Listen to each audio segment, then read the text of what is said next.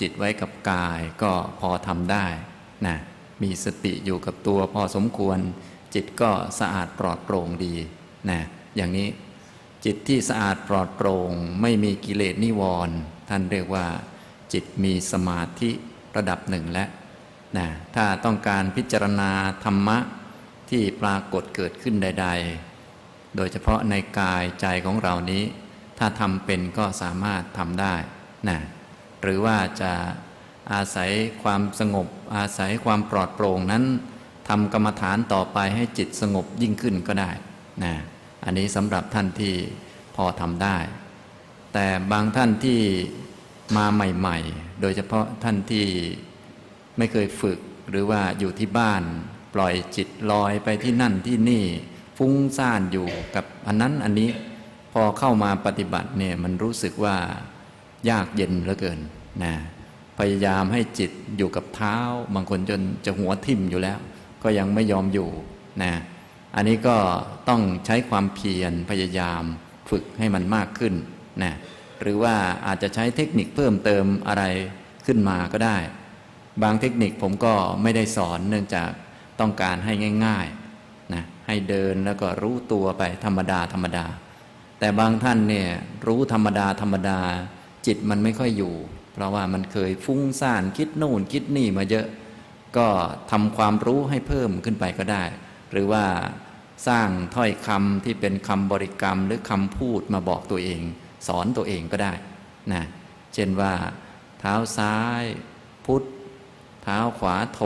พุทโธพุทโธอย่างนี้ก็ได้นะหรือบางท่านจะบอกตัวเองนี่ซ้ายนี่ขวานี่ซ้ายนี่ขวาบอกตัวเองไปด้วยก็ได้อันนี้ก็เพื่อไม่ให้มันคิดมากเพราะยังไงจิตของพวกเรานี่มันก็คิดอยู่แล้วมันคิดโน่นคิดนี่เพราะว่ามันเคยชินมานานทีนี้แทนที่จะปล่อยให้มันคิดตามใจชอบเราก็ชิงลงมือก่อนคือให้มันคิดซ้ายขวาหรือคิดพุทธคิดโธอยู่อย่างนี้นะให้มันอยู่ใกล้ๆตัวนี้พอจิตมาอยู่กับตัวแล้วก็ค่อยปล่อยความคิดนั้นไม่ต้องคิดอีกก็ได้อันนี้ก็เป็นเทคนิคอันหนึ่งที่ท่านทั้งหลายสามารถนำมาใช้ได้หรือว่าท่านจะนับก็ได้แต่บางทีนับไปนับมามันมึนหัวนะเอาแบบง่ายๆนะบางท่านนับ1 2 3 4 5ไปเรื่อยๆนับไปนับมาเลยงงเลยไม่รู้เลขคู่เลขคี่อยู่ข้างไหนยังไม่รู้งงอย่างนี้ก็เดี๋ยวจะเครียดเอาก็เอาพอสมควรเอาให้พอที่จะมีสติมาอยู่กับตัวนะแต่ถึงมันจะไม่มาในตอนต้นก็ให้รู้ว่าอ๋อมันเป็นอย่างนั้นเป็นธรรมดาของจิตนั่นแหละเราก็ตั้งใจใหม่นะการตั้งใจนี่จะช่วยให้มีสติขึ้นมาครั้งหนึ่งแล้วตั้งใจยกเท้าซ้ายยกเท้าขวาได้ไม่นานก็ไม่เป็นไรก็ตั้งใหม่ตั้งบ่อยๆสักหน่อยก็ทำได้นะโดยส่วนใหญ่ที่เราทำแล้วรู้สึกไม่ค่อยได้ผลก็เพราะว่าเราหวังผลเลิศเกินไปคือมาทำแป๊บเดียวอยากจะให้มันดีเลยอยากจะให้มันสงบเลยจนบางคนเข้าปฏิบัติครั้งเดียวกะว่าบรรลุเลยอย่างเงี้ยอันนี้ก็รู้สึกจะหวังผลมากเกินไปพอไม่เหมือนดังที่หวังก็เลยรู้สึกว่าได้น้อยนะฉะนั้นเรื่องความหวังเรื่องความอยากเรื่องความคิดเราก็วางไว้ท่านจะหวังอะไรก็ไม่ว่าหรอกวางไว้ก่อนแล้วเอาความจริงมาดูมาสังเกตลองดูสิตั้งใจทำพอตั้งใจทำแล้วเกิดอะไรขึ้นมันได้ไหมถ้าไม่ได้ก็ตั้งใจใหม่ไม่ได้ก็ตั้งใจใหม่ทำไปเรื่อยๆอย่างนี้อย่างน้อยก็จะได้ความรู้ว่าจิตนี้มันบังคับไม่ได้นะตั้งใจให้มันอยู่กับกายเนี่ยมันก็ไม่ค่อยอยู่มันเป็นของไม่เที่ยงไม่แน่ไม่นอนบังคับควบคุมไม่ได้นะฉะนั้นถ้าเราตั้งใจทำกรรมฐานเพื่อให้เกิดปัญญาเกิดความรู้เราจะได้ความรู้โดยธรรมชาติอย่างนี้แต่ว่าบางทีพวกเราต้องการหวังผลอย่างอื่นเช่นอาจจะเป็นความสงบความดีอันนู้นอันนี้ก็อาจจะพลาดหวังได้ฉะนั้นเวลาที่เราปฏิบัติธรรมนี้ให้ตั้งใจเพื่อที่จะได้ความรู้ได้ธรรมแล้วก็ได้รู้ลองทำดูแล้วก็จะรู้ว่ามันทำได้บ้างไม่ได้บ้างรู้ว่ามันควบคุมไม่ได้บางทีมันก็ดีบางทีก็ไม่ดีบางทีช่วงนี้ทำได้อีกบางช่วงก็อาจจะทำไม่ได้นะตอนทำจริงจังไม่ได้ผลแต่พอจะเลิกท ก็ดีก็มีอย่างนี้มันไม่แน่ไม่นอนฉะนั้นถ้าเราต้องการปัญญาต้องการความรู้มันจะได้อยู่แล้วทำแล้วก็สังเกตดูก็จะรู้นะแล้วเราก็ค่อยๆปรับไปว่าทำอย่างไรสติอยู่กับตัวดีความรู้อยู่กับตัวดีก็ค่อยๆหัดค่อยๆฝึกอย่างนี้ทำนองนี้นะครับฉะนั้นเทคนิควิธีที่ผมสอนก็ง่ายๆท่านก็อาจจะเพิ่มมาก็ได้หรือว่าใช้เทคนิควิธีของครูบาอาจารย์อื่นๆที่ท่านเคยเรียนมาแล้วก็ได้นะก็ไม่ว่ากันเพราะว่าที่ผมแนะนำนี้ก็เป็นเทคนิคอย่างหนึ่งตัวหลักการคือเป็นการผูกจิตมาไว้กับกายก่อนเอาจิตมาไว้กับกายเพราะว่าพอจิตมาไว้กับกายแล้วต่อไปเราจะทำสมถกรรมฐานหรือวิปัสสนากรรมฐานก็ทำได้แล้วนะอย่างนี้นะครับอันนี้สำหรับท่านทั้งหลายที่ได้ฝึกในช่วงกลางวันก็จะพอได้ประสบการณ์นะบางท่านดูเหมือนไม่ได้อะไรเลยก็จะได้ความรู้ว่าไม่ได้อะไรเลยนะที่รู้ว่าไม่ได้อะไรเลยนั้นมันก็เป็นความรู้อย่างหนึ่งเหมือนกันว่าเดินตั้งนานก็ไม่ได้นะคิดว่าจะได้ก็ไม่ได้มันไม่เหมือนที่คิดอยากว่าจะได้อยากจะได้ก็ไม่ได้ไม่เหมือนที่คิดคิดว่าจะดีก็ดีบ้างไม่ดีบ้างไม่เหมือนที่คิดเลยอย่างนี้ฉะนั้นให้สังเกตไว้ท่านจะได้ปัญญาได้ความรู้เพราะความจริงมันอยู่ตรงหน้าอยู่แล้วเพียงแต่เดิมเราไม่ได้สังเกตก็เลยไม่ได้ความรู้ตอนนี้เรามาทำมาฝึกมาหัดให้มันมีความรู้นะรู้ว่ามันทำได้บ้างทำไม่ได้บ้างรู้ว่าจิตนี้มันบังคับควบคุมไม่ได้แต่ถ้าหัดบ่อยๆฝึกบ่อยๆค่อยๆหัดค่อยๆฝึกมันก็มาอยู่กับตัวได้เหมือนกันอย่างนี้ทำนองนี้นะอันนี้ท่านทั้งหลายก็จะได้มีประสบการณ์ในการปฏิบัติฉะนั้นธรรมะเนี่ยแค่ฟังก็ยังไม่เข้าใจลึกซึ้งต้องมีการปฏิบัติมีการมากระทำขึ้นมาท่านเรียกว่ากรรมฐานที่ตั้งแห่งการกระทำเดินจงกรมเนี่ยเป็นการกระทำชนิดหนึ่งทำให้เกิดความรู้ให้เกิดสตินะที่ให้เดินนี่ไม่ใช่ให้เดินเพื่อจะได้เดินเยอะๆเดินให้มันมีความรู้นะแต่เดิมพวกเรามันเดินแล้วมันหลงเดินแล้วมันหลงว่าเราเดินเราเป็นโน่นเราเป็นนี่เรายิ่งใหญ่เราอย่างนั้นเราอย่างนี้อันนั้นเรียกว่ามันหลงตอนนี้เราจะเดินให้มันรู้ว่านั่นไม่ใช่เราเดินกายมันเดินแล้วมันเดินไปไหนเดินไปตายแล้วมั้งไม่เดินมันก็ตายเหมือนกันมันต้องเป็นอย่างนั้นเป็นธรรมดาเดินก็แก่ไม่เดินก็แก่สักหน่อยก็พังไปอย่างนั้นแหละไม่ใช่ตัวตนอะไรแต่ตอนนี้เราเข้าใจผิดอยู่หลงผิดนึกว่ามันเป็นตัวเป็นตนเป็นเราเป็นของเรานั่นมันหลงอยู่นะตอนนี้เราก็เลยมาฝึกเดินให้มันรู้ว่ากายเดินอย่างนี้ทีนี้โดยเฉพาะด้านจิตเนี่ยก็มีภาวะอื่นๆอีกหลากหลายนะเราก็จะได้ค่อยๆสังเกตให้มันเห็นต่อไปอย่างนี้นะครับในช่วงเย็นวันนี้ก็จะพูดธรรมะให้ท่านทั้งหลายได้ฟังบ้างเล็กน้อยก็จะได้เป็นข้อคิดแล้วก็เป็นหลักธรรมเอาไว้สำหรับฝึกหัดแล้วก็สำหรับมองดูสังเกตเวลาที่มีปัญญาหรือว่ามีสติมีสมาธิขึ้นมาก็จะได้มองให้เห็นความจริงนะเพราะว่าพวกเราที่นั่งอยู่นี้ก็ไม่ใช่ตัวตนอะไรเป็นกายเป็นจิตมาประชุมรวมกันเป็นขันธ์ห้าที่มาตามกรรมแล้วก็ไปตามกรรมนะทีนี้พวกเรามีเหตุมีปัจจัยมีกรรมเก่าได้ทำเอาไว้กรรมฝ่ายดีก็ส่งผลมาให้เป็นคนอยู่ทุกวันนี้แต่ก็จะเป็นไม่นานนะสักหน่อยก็เปลี่ยนแปลงไปเรื่อยๆจึงต้องเห็นให้ถูกต้องตามที่มันเป็นจริงความเห็นที่ถูกต้องตามที่เป็นจริงนี้เรียกว่าสัมมาทิฏฐิซึ่งเป็นหัวหน้าขององค์มรรคอย่างที่ได้พูดไปแล้วนะทีนี้สัมมาทิฏฐินั้นมีสองระดับขั้นด้วยกันระดับที่หนึ่งท่านเรียกว่าเป็นสัมมาทิฏฐิในแบบที่เป็นฝ่ายบุญฝ่ายที่เป็นกุศลเป็นฝ่ายดีงามให้เราได้มีความเห็นที่ถูกต้องในแบบโลกและไปทำคุณงามความดี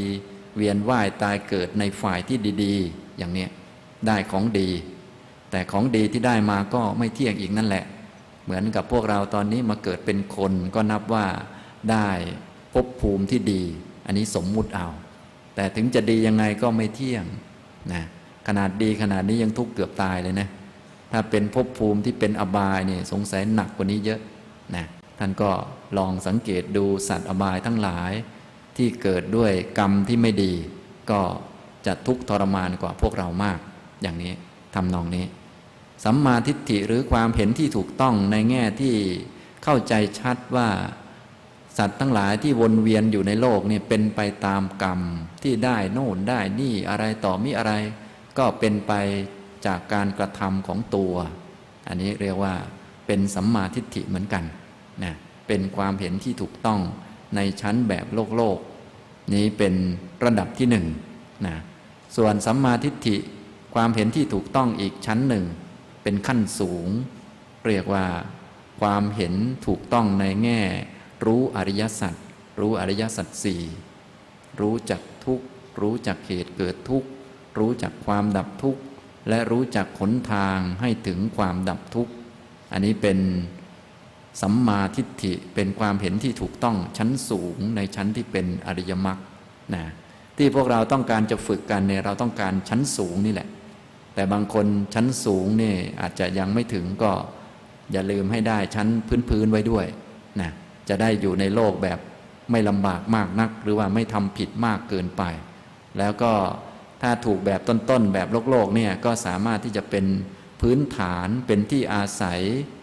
สำหรับที่จะฝึกชั้นสูงได้อย่างนี้ทำนองนี้นะครับอันนี้สัมมาทิฏฐิก็เลยมี2ระดับนะเดี๋ยวผมจะพูดให้ฟังทั้ง2ระดับนี่แหละในแบบย่อๆท่านทั้งหลายก็มีหน้าที่ฝึกให้มีสติสัมปชัญญะอยู่กับตัวฟังธรรมให้เกิดสัมมาทิฏฐิแล้วก็ฟังแล้วก็เอาไปใส่ใจให้มันเห็นชัดให้มันเห็นว่าอ๋อนี่มันเป็นอย่างนี้ถ้าเห็นชัดตามที่ฟังมาเนี่ยตามที่พระพุทธองค์สอนไว้ก็เรียกว่าเห็นถูกแล้วนะทีนี้ก็ถ้าฝึกให้มีสติสัมปชัญญะมีสมาธิให้สูงยิ่งขึ้นไปก็สามารถรู้แจ้งอริยสัจได้นะเดี๋ยวจะบอกวิธีอีกครั้งหนึ่งนะครับเดี๋ยวตอนนี้บอกประเภทก่อนบอกลักษณะของสัมมาทิฏฐิก่อนเพราะพวกเรานี้เกิดในเมืองไทยนี่ก็มีโอกาสได้ฟังธรรมมาพอสมควรหลายๆท่านในที่นี้ก็มีสัมมาทิฏฐิมีความเห็นที่ถูกต้องหลายเรื่องแล้วแต่บางเรื่องอาจจะยังผิดอยู่ก็จะได้รู้อันไหนที่ถูกแล้วก็ดีแล้วให้ดีใจว่าได้เห็นถูกแล้วบางเรื่องยังผิดอยู่ก็ต้องไปพยายามทำความเพียรไปฝึกหัดพิจารณาเอาข้อธรรมะมาใส่ใจหรือไปมองดูโลกให้เข้าใจนะโดยเฉพาะมองดูตัวเองนี่แหละจะเข้าใจได้ดีทำความเห็นให้ตรงให้ถูกต่อไปนะในความเห็นถูกชั้นโลกิยะชั้นที่เป็นแบบโลกเนี่ยพวกเราแค่ฟังแล้วก็พิจารณาตามเอาอะไรเอาก็สามารถมีความเห็นถูกต้องตามที่พระพุทธองค์สอนได้แต่ถ้าเป็นชั้นสูงชั้นที่เป็นความเห็นอริยสัจอันนี้ต้องมาปฏิบัติเอาแบบที่พวกเรามาฝึกมาปฏิบัติเนี่ยเพื่อต้องการชั้นสูงนี่แหละแต่ว่าเดี๋ยววันนี้จะพูดชั้นพื้นฐานให้ฟังก่อนถ้ามีเวลาจะพูดชั้นสูงต่อไปนะบางคนนี้จะเอาแต่ชั้นสูงแต่ว่าพื้นฐานยังผิดอยู่เลยอย่างนี้ก็ยังไปไม่รอดนะอย่างนี้ฉะนั้นชั้นพื้นฐานนี่แค่ฟังเอาแล้วก็พิจารณาเหตุผลแค่เป็นคนมีเหตุผลสักนิดหนึ่งก็จะเข้าใจแล้วก็สามารถมีความเห็นถูกต้องได้นะแต่ต้องเป็นคนมีเหตุผลนะทีนี้คำว่าเหตุผลเนี่ยต้องเอาสัจธรรมมาเป็นหลักนะอย่างที่ผมได้กล่าวคือคำว่าเหตุผลนี่ไม่ใช่คิดเอาเองไม่ใช่อยากไม่ใช่ไม่อยากอันนั้นต้องวางไว้ทุกคนก็มีความเห็นด้วยกันทั้งนั้นมีความอยากด้วยกันทั้งนั้นอันนั้นให้วางไว้ส่วนเหตุผลนี่ให้เราพิจารณาตามที่พระพุทธองค์สอนไว้ถ้าพิจารณาตามและมีศรัทธาเชื่อปัญญาตรัสรู้ของพระพุทธเจ้าเป็นพื้นฐานอันนี้ก็จะง่ายในการมีปัญญาขั้นพื้นฐานนะการปัญญาขั้นพื้นฐานเราก็เรียกรวมๆก็เรียกว่าปัญญาที่เชื่อมั่นเรื่องกรรมและผลของกรรมรู้เรื่องกรรมเรื่องผลของกรรม ดีชั่วอยู่ที่กรรมหรือเรียกเป็นภาษาบาลีก็ว่ากรรมมัสสกตาสัมมาทิฏฐิอย่างนี้นะอันนี้เป็นแบบพื้นฐานนะครับในแบบพื้นฐานในแบบที่เป็นฝ่ายบุญเป็นชั้นโลกิยะเนี่ยจะมีความเห็นที่ถูกต้องอยู่10เรื่องด้วยกัน10ประเด็นนะท่านลองฟังดูนะอย่างที่ผมได้กล่าวหลายๆท่านในที่นี้คงเห็นถูกหลายข้อแล้วบางท่านเห็นถูกทุกข้อแล้วก็นับว่าดีมากนะพอดีแล้วท่านก็อาศัยอันนี้เป็นที่อาศัยประพฤติคุณงามความดีงดเว้นทุจริตทำสุจริตแล้วก็ไปฝึกอริยมรรคเพื่อรู้แจ้งอริยสัจซึ่งเป็นสัมมาทิฏฐิชั้นสูงต่อไปนะส่วนท่านไหนที่ยังบกพร่องหรือว่ายังไม่ชัดเจนก็ต้องไปฝึกตัวเองให้มีความเห็นที่ถูกต้องอาจจะฟังธรรมเพิ่มขึ้นศึกษาเหตุผลจากครูบาอาจารย์ต่างๆเพิ่มขึ้นก็จะช่วยได้อย่างนี้นะครับตัวสัมมาทิฏฐิในชั้นโลกิยะมี10ข้อมีอะไรบ้างข้อที่หนึ่งก็คือเห็นว่าการให้ทานเป็นของมีผลทานที่ให้แล้วเวลาให้ทานเนี่ยจะเป็นของมีผลนะมีผลมากกว่าที่จะทานเองอย่างเช่นเรามีอาหารจานหนึ่งถ้าเราทานเองเราก็จะอิ่มครั้งหนึ่งแต่ถ้าให้แก่สัตว์เดรัจฉานอย่างนี้ก็จะมีผลมากกว่าทานเองก็จะได้ผลมาประมาณ100เท่านะถ้าให้แก่คนที่เขามีศีลผลก็จะเยอะถ้าให้แก่พระอริยเจ้าทำสังฆทานเป็นต้นก็จะให้ผลมานับไม่ถ้วนอย่างนี้การให้ทานเนี่ยเป็นของมีผลการให้ไม่ว่าจะให้อะไรก็ตามเป็นของมีผลได้ผลมาเหตุมีผลก็มีผลของทานมีอะไรบ้างโอ้นับไม่ถ้วนท่านทั้งหลายที่นั่งอยู่เนี่ยได้กินข้าวทุกวันเนี่ยเป็นเพราะอะไรบางท่านอาจบอกว่าเป็นเพราะดิฉันเก่งค่ะดิฉันมีเงินเลยไปซื้อมากินอย่างนี้ยังโง่อยู่มากนะแต่ที่จริงแล้วบางคนมีเงินก็ซื้อกินไม่ได้นะอย่างนั้นที่พวกเรายังมีอยู่มีกินอยู่ทุกวันนี้เป็นเพราะว่ากรรมได้ประมวลมา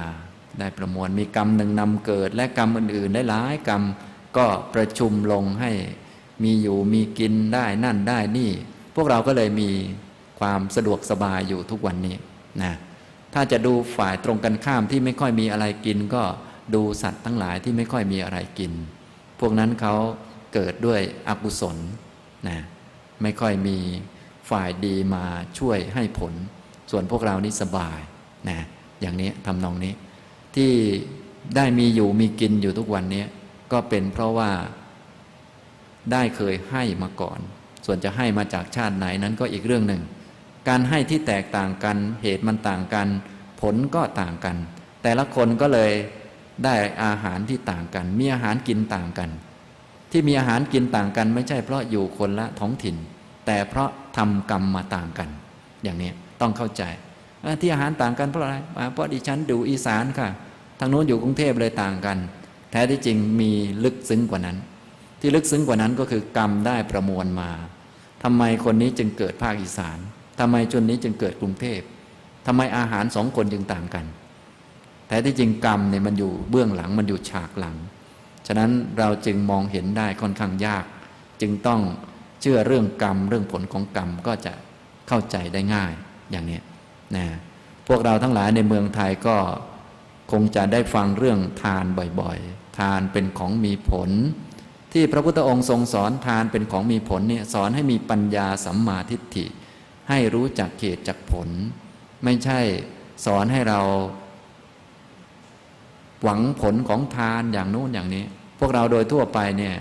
ฟังแล้วก็ไม่ได้ปัญญาฟังแล้วโง่กว่าเดิมก็มีฟังว่าแม้ทานให้น้อยๆแล้วได้ผลเยอะๆอยากได้ผลเยอะๆต้องให้กับพระอริยเจ้าก็วิ่งไปหากันจนขาขวิดเลยก็มีอะไรก็มีอย่างนั้นเป็นการฟังแล้วเกิดความโลภความคาดหวังต้องการแต่ที่จริงที่พระพุทธองค์สอนเรื่องทานให้แล้วเป็นเหตุเมื่อเหตุมีผลก็มีอันนี้สอนให้เกิดสัมมาทิฏฐิเฉยๆสอนให้มีความเห็นที่ถูกต้องทีนี้ก็ดูต่อไปสิแม้จะกินเยอะได้กินของดีเนี่ยคนกินของดีอาหารต่างกันนี่แก่และตายเหมือนกันไหม ก็แก่และตายเหมือนกันนั่นแหละฉะนั้นควรมีปัญญาชั้นสูงกว่านั้นแต่อันนี้เป็นขั้นพื้นฐานอยู่ทำให้เราเข้าใจความแตกต่างของในโลกมองโลกด้วยความเข้าใจแต่ถึงจะแตกต่างกันอย่างไรสิ่งที่ไม่แตกต่างก็คือไม่ว่าจะกินอาหารอย่างไรอาหารดีอาหารไม่ดีร่ำรวยหรือยากจนเนี่ยตายเหมือนกันไหมก็ตายเหมือนกันแหละเป็นรูปเป็นนามเหมือนกันอย่างนี้คือสอนให้เข้าใจสัจธรรมที่ทำให้เกิดความต่างคือทุกคนต่างกันตามกรรมเหตุต่างกันการให้มาต่างกันอาหารก็ต่างกันเคยให้มาเยอะทำอะไรก็ทำอะไรเล็กๆหน่อยๆก็ขึ้นนะไม่ต้องขยันมากก็รวยส่วนบางคนขยันแทบล้มแทบตายก็จนอยู่อย่างนั้นแหละบางคนก็บอกว่าโอ้ยดิฉันรวยเพราะว่าดิฉันขยันแล้วไม่ดูไอ้คนอื่นขยันแล้วมันไม่รวยบ้าง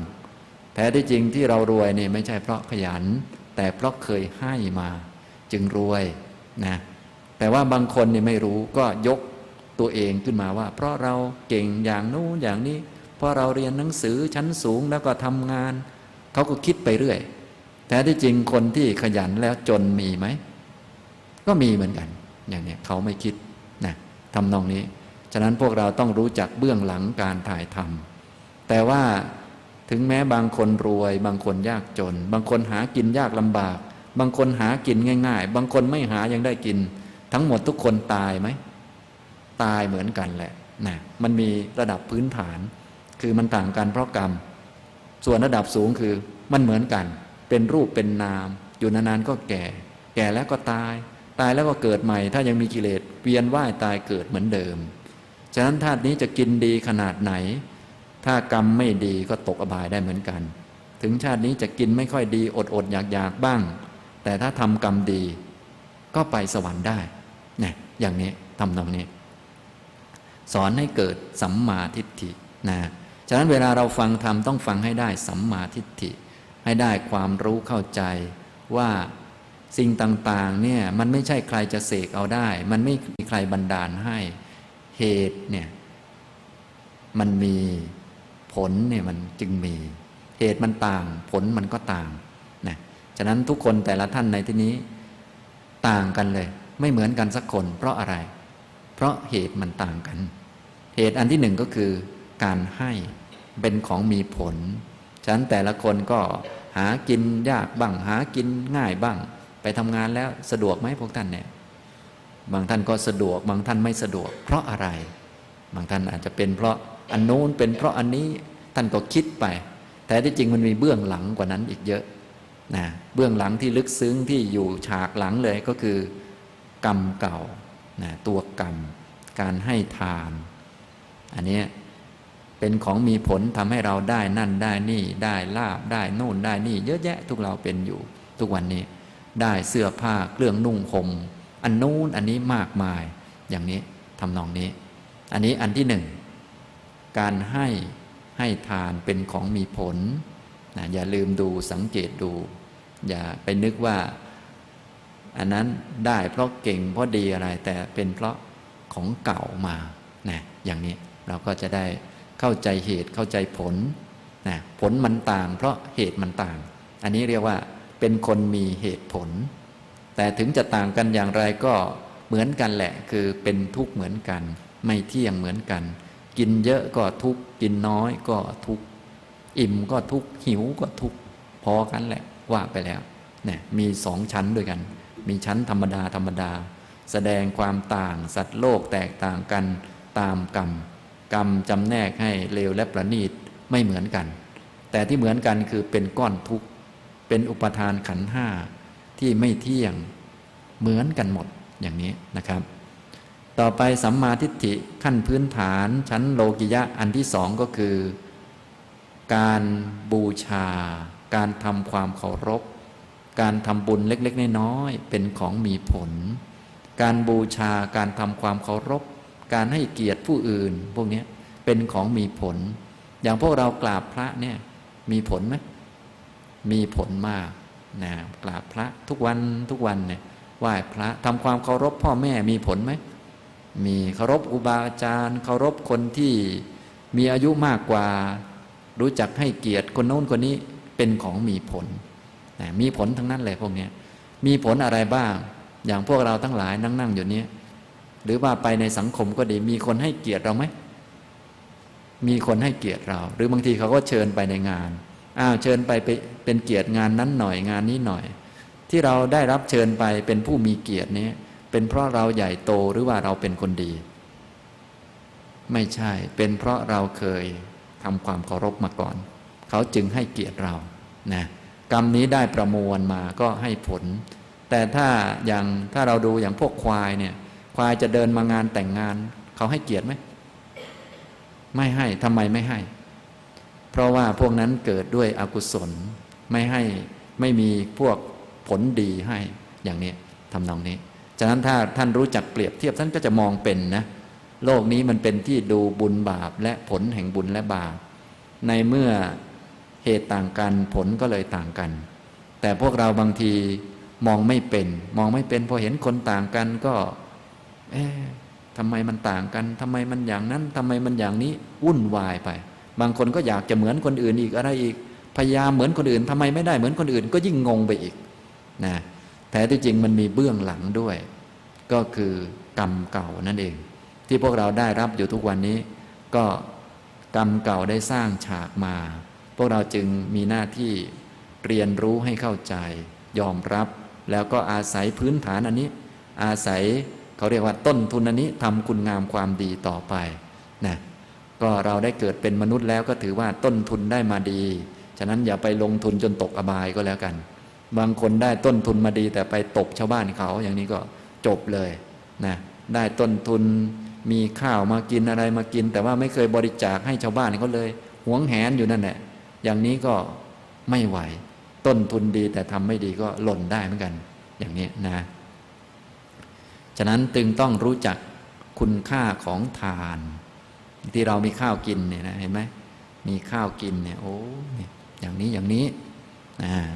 ก็เป็นเพราะกรรมให้มาจึงมีโน่นมีนี่เป็นผู้มีเกียรติในสังคมอย่างนั้นอย่างนี้ก็เป็นเพราะรู้จักเคารพรู้จักอ่อนน้อมถ่อมตนรู้จักไหว้รู้จักกราบเนี่ยท่านเรียกว่าการบูชาการทำความเคารพเป็นของมีผล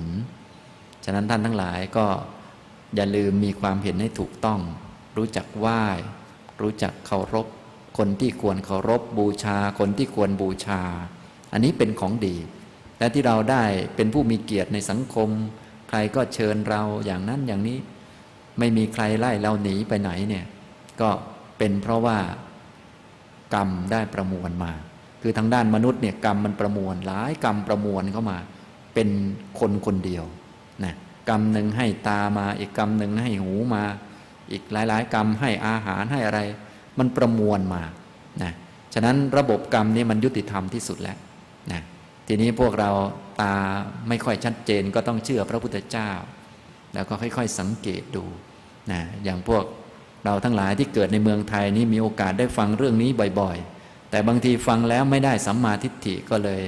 ยังไม่ชัดเจนนะอย่าลืมฟังให้ได้สัมมาทิฏฐิให้ได้ความรู้ว่าที่คนมันต่างกันสัตว์โลกทั้งหลายมันต่างกันสามประณีตแตกต่างอายุก็ต่างกันอาหารอะไรต่อมีอะไรต่างกันนี้เป็นเพราะ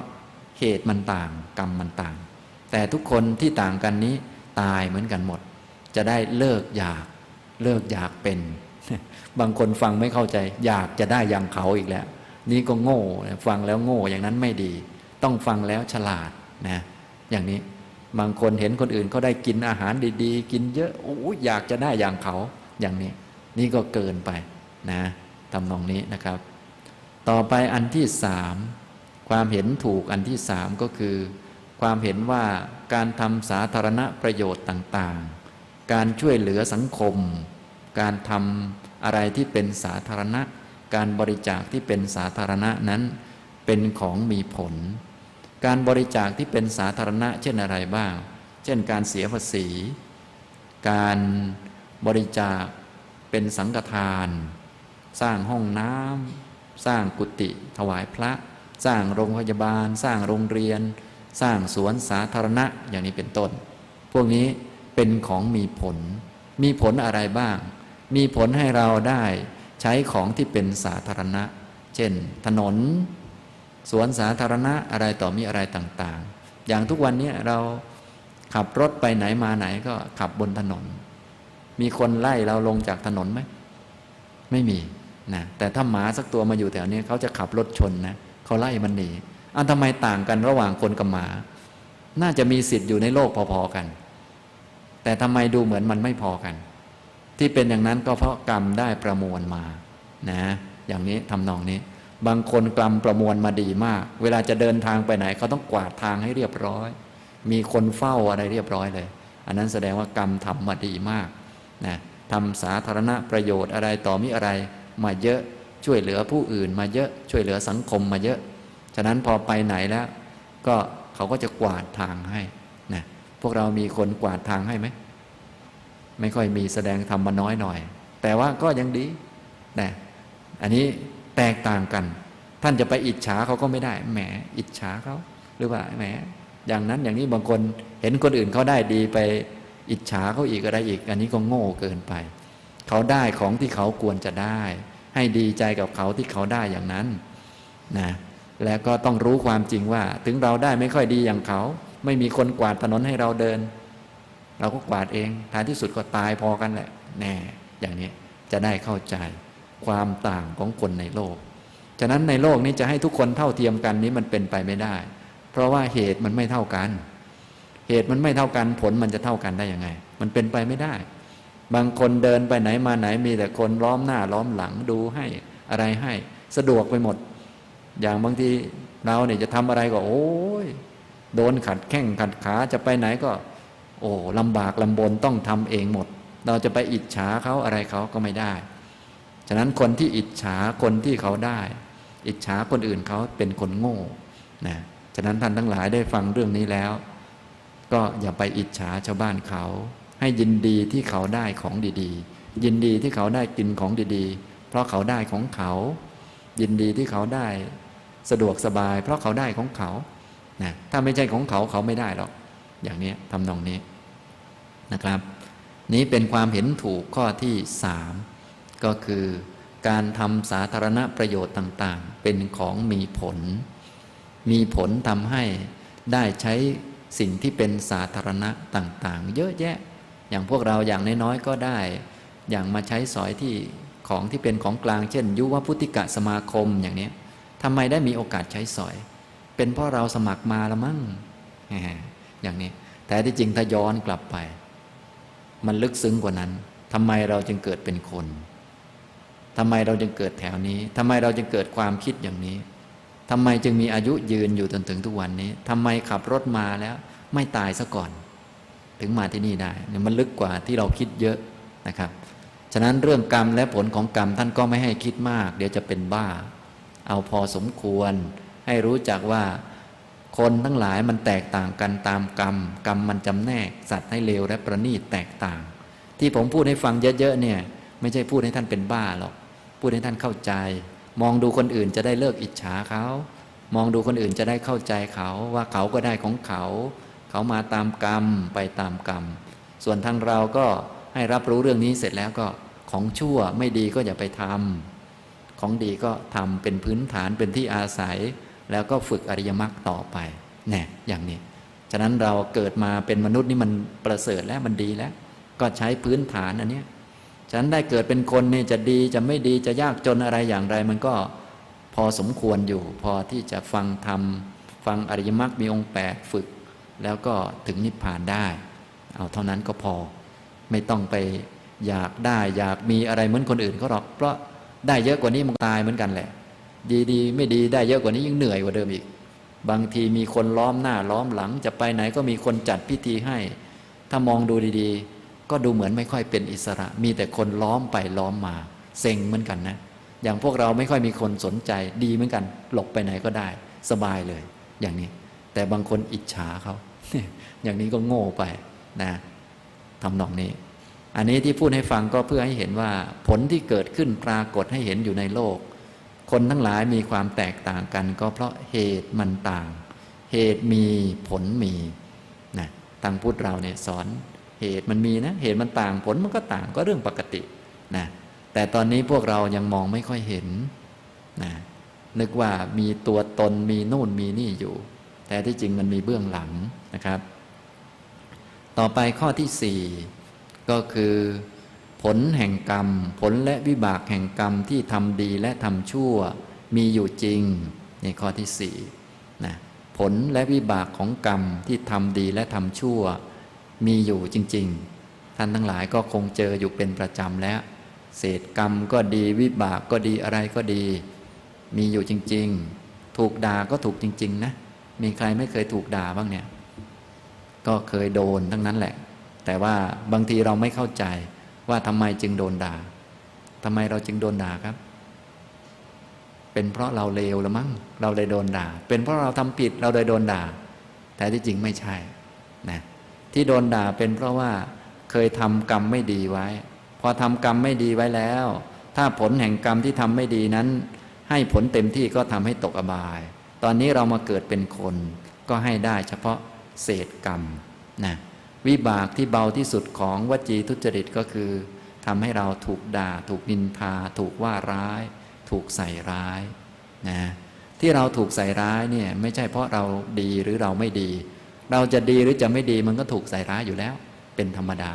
เป็นเศษกรรมที่เคยทำมาเนี่ยเราต้องเข้าใจเรื่องนี้นะบางคนไม่เข้าใจเรื่องนี้งงอยู่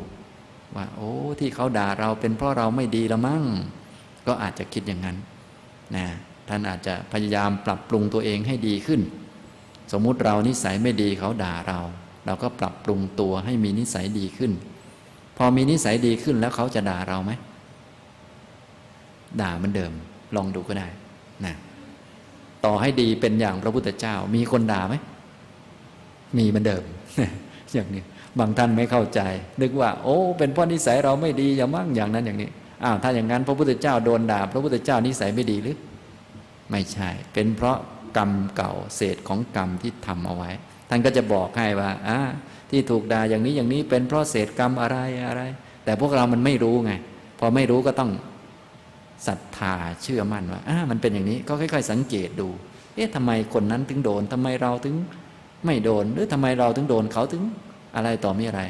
ก็จะเข้าใจได้ว่าอ๋อเหตุมันต่างผลมันก็เลยต่างเราได้สิ่งที่เราควรจะได้นะโดนสิ่งที่ควรจะโดนฉะนั้นถ้าเป็นอย่างนั้นปุ๊บเราก็แค่รับไปของใหม่ก็อย่าไปทำให้พยายามฝึกหัดไม่ประมาทหลบเลี่ยงไปตามสมควร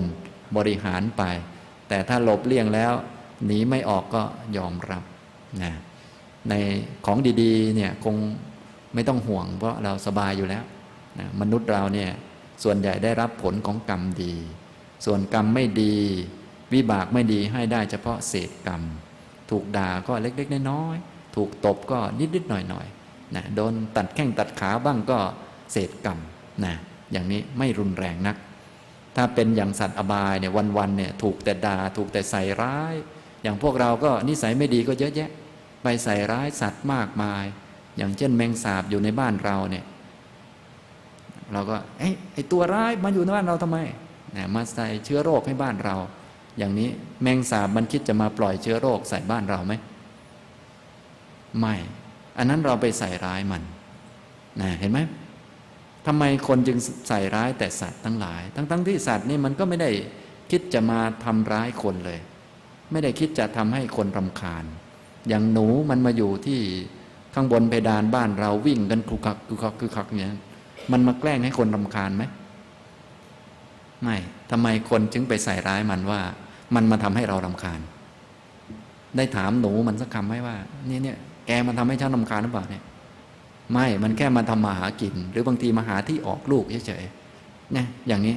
แล้วทำไมมันแค่มาหาที่ออกลูกคนจึงใส่ร้ายมันว่ามาทำให้คนรำคาญมาสร้างความรำคาญทำไมจึงเป็นอย่างนั้นกรรมมันไม่ดีฉะนั้นพวกเราเนี่ยจึงต้องระมัดระวัง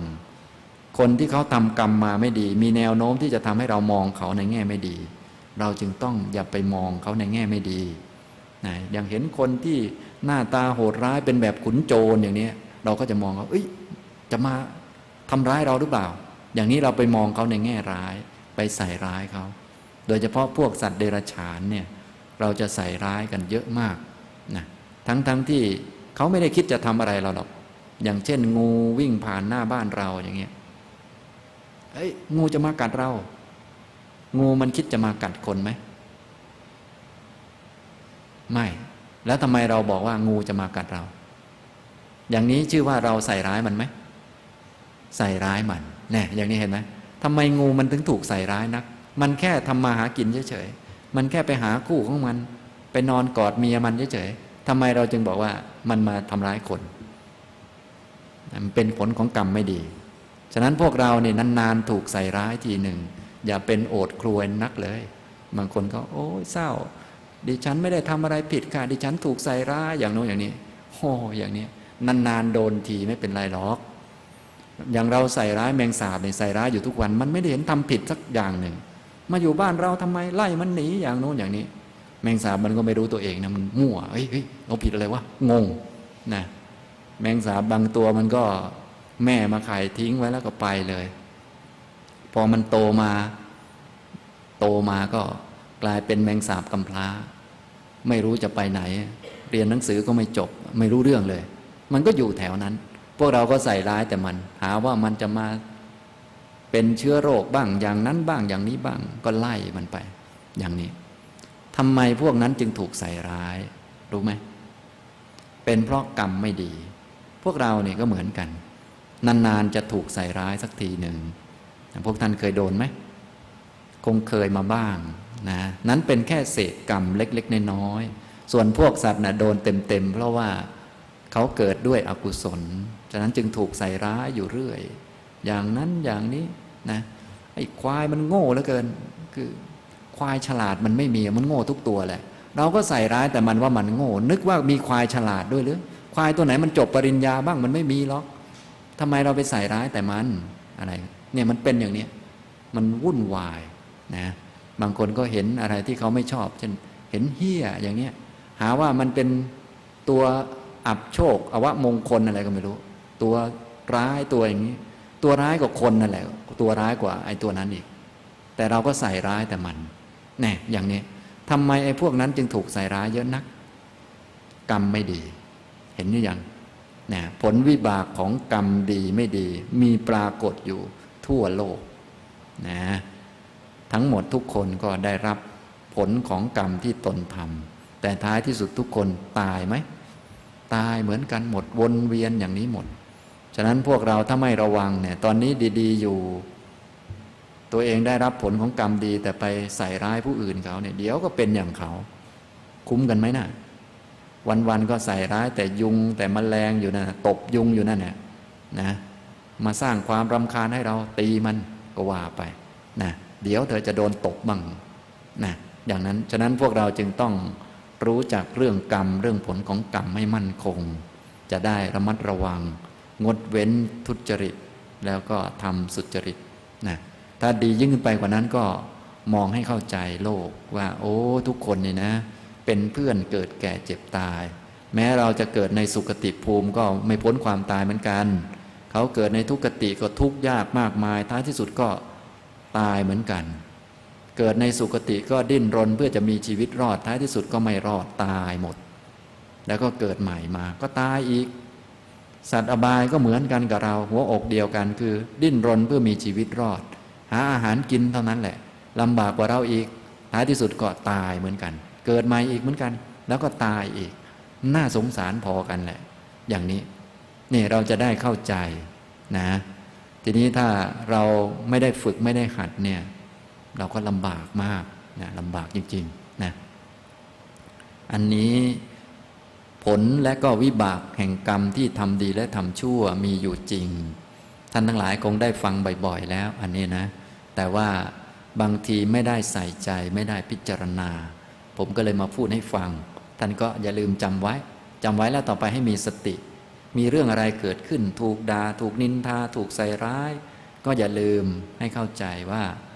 อันนี้เหตุมันมีผลมันจึงมีเหตุมันก็คือกรรมไม่ดีนั่นแหละสัตว์ทั้งหลายก็เหมือนกันเขาโดนอย่างนั้นก็เป็นเพราะอันนั้นแหละนะถ้าเรากลัวจะเป็นอย่างนั้นก็อย่าไปทำกรรมไม่ดีเนี่ยก็ค่อยๆลดละกันไปค่อยๆฝึกอย่างนี้นะนี้ข้อที่4นะต่อไปข้อที่ โลกนี้มีอยู่จริงโลกนี้คือความเป็นมนุษย์เรานี้มีอยู่สำหรับสัตว์อื่นๆนะข้อที่5กับข้อที่6นี้คู่กันข้อที่5คือโลกนี้มีอยู่ความเป็นมนุษย์นี้มีอยู่สำหรับสัตว์ทั้งหลายแล้วก็ข้อที่6คือโลกอื่นมีอยู่จริงสำหรับพวกมนุษย์เรานะอันนี้ก็หมายถึงความรู้เรื่องการสลับสับเปลี่ยนกันเวียนว่ายไปตามภพตามชาติที่สับเปลี่ยนกันไปเรื่อยอย่างสัตว์อย่างเป็นหมาเป็นแมวเนี่ยตอนนี้เป็นหมาแต่ว่าหมาเนี่ยเวลาตายแล้วสามารถมาเกิดเป็นคนได้ไหมได้โลกนี้มีความเป็นคนนี้มีสำหรับหมาฉะนั้นอย่าดูถูกหมานะดีไม่ดีเป็นหมาโพธิสัตว์นะเอาจริงๆเป็นอย่างนั้นแหละนะทำนองนี้พวกเราจะหาเตะแต่หมาอย่างนั้นอย่างนี้เดี๋ยวเขาบรรลุก่อนเราขึ้นมานะอย่างนี้ทำนองนี้ฉะนั้นแต่ละคนถ้าประมาทก็ยังเวียนว่ายอยู่แถวอบายอะไรอย่างนี้พวกเราก็เหมือนกันก็เคยไปสับมาฉะนั้นโลกนี้ความเป็นมนุษย์นี้มีสำหรับสัตว์อื่นสัตว์อื่นก็สามารถกลับมาเป็นมนุษย์ได้และโลกอื่นความเป็นสัตว์อื่นก็มีสำหรับพวกมนุษย์เราเนี่ยข้อที่5คือโลกนี้มีข้อที่6คือโลกอื่นความเป็นสัตว์อื่นมีสำหรับพวกมนุษย์เราที่เป็นคนอยู่นี้ไม่ได้จะเป็นคนตลอดไปเป็นคนไม่นานต่อไปก็ไปตามกรรมเห็นมดก็อย่าลืมว่าเราก็สามารถเป็นมดอย่างนั้นได้และเคยเป็นมาแล้วนะเห็นควายก็อย่าลืมว่าอาจจะเคยเป็นควายมาแล้วหรือเห็นคนร่ำรวยก็เราก็เคยเป็นมาแล้วเป็นเทวดาอย่างนั้นอย่างนี้ท้ายที่สุดก็ตายหมดแหละเวียนว่ายตายเกิดอยู่แถวๆนั้นอย่างนี้ทำนองนี้ฉะนั้นข้อที่5กับข้อที่6นี้ก็คือเชื่อเรื่องการเวียนว่ายตายเกิดที่สลับหมุนวนกันไปเรื่อยตามกรรมคนเป็นคนเนี่ยไม่ใช่จะเป็นคนตลอดไปคนก็เป็นไม่นานสักหน่อยก็เป็นอย่างอื่นไปสัตว์ก็ไม่ใช่จะเป็นอย่างนั้นตลอดไปเมื่อสิ้นกรรมก็เปลี่ยนใหม่สับเปลี่ยนไปเรื่อยถ้าท่านไหนได้ฟังธรรมบ่อยๆหรือได้ศึกษาธรรมะตามเรื่องตามประวัติที่พระพุทธองค์สอนไว้ก็จะเห็นแม้แต่พระพุทธเจ้าของเราเนี่ยก็เป็นสัตว์ชนิดนั้นบ้างชนิดนั้นบ้างเยอะแยะเป็นเทวดาก็มีเป็นพรหมก็มีอย่างนั้นแหละก็กลับไปกลับมาฉะนั้นเราทั้งหลายก็จะได้ไม่ประมาทในสัตว์ทั้งหลายไม่ประมาทในผู้อื่นเพราะว่าเขาก็เป็นเพื่อนเกิดแก่เจ็บตายด้วยกันทั้งนั้นที่ต่างกันเนี่ยก็เพราะกรรมมันต่างนะจะได้รู้จักอย่างนี้นะและเป็นคนก็จะได้ไม่ประมาทเป็นคนก็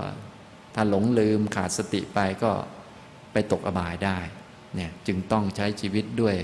ความระมัดระวังชาตินี้เป็นคนอย่างน้อยชาติต่อไปก็ต้องเป็นคนนะอันนี้อย่างน้อยบางคนก็อย่างแทบรักษาไม่ได้เลยเป็นคนก็ยากจะรักษาความเป็นคนก็ยากเหมือนกันนะท่านทั้งหลายจึงต้องระมัดระวังนะใช้ชีวิตให้ดีให้ถูกต้องไม่ประมาทเป็นคนมีศีลนั่นแหละจึงจะได้เป็นคนต่อไปนะอย่างนี้อันนี้ข้อที่5กับข้อที่6ก็คือเชื่อเรื่องโลกนี้ความเป็นมนุษย์เรานี้มีสำหรับสัตว์อื่นและข้อที่6ก็โลกอื่นมีคือความเป็นอย่างอื่นมีสำหรับพวกมนุษย์เราสลับสับเปลี่ยนกันไปเรื่อยหมุนวนกันไปนะพวกเราชาตินี้เป็นคนชาติที่แล้วไม่รู้เป็นอะไรมาถ้าอยากจะรู้ก็ต้องระลึกชาติเอานะท่านผู้ระลึกชาติได้อะไรต่อมีอะไรต่างๆถ้าเราไปอ่านในตำราเนี่ยก็จะมีหลายเรื่องท่านก็พูดเอาไว้ว่าชาติก่อนท่านเป็นอย่างนู้นอย่างนี้สลับเปลี่ยนกันไปมาเยอะแยะก็จะ